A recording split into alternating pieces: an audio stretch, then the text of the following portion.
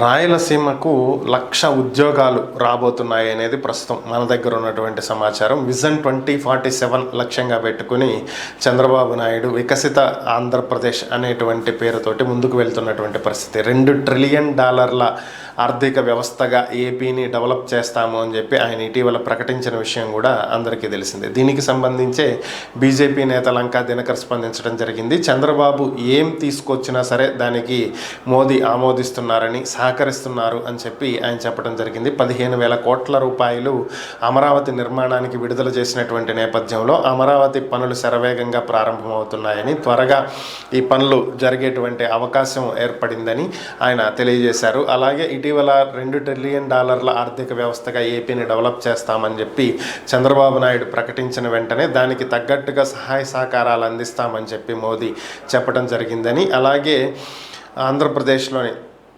రాయలసీమ ప్రాంతంలో ఓర్వకల్లులో 2,600 ఎకరాలు, అలాగే మరొక ప్రాంతంలో 2,500 ఎకరాలు ఏర్పాటు చేస్తుంది. పారిశ్రామిక హబ్లు ఏర్పాటు చేయడానికి కేంద్రం ఆమోదముద్ర వేసిందని, కేబినెట్ అంగీకరించిందని, త్వరలోనే ఇవి పారిశ్రామిక హబ్లుగా ఏర్పడబోతున్నాయని, వీటి ద్వారా రాయలసీమ ప్రాంతంలో 1,00,000 ఉద్యోగాలు వచ్చేటువంటి అవకాశాలు ఉన్నాయని బీజేపీ నేత లంకా దినకర్ ప్రకటించడం జరిగింది.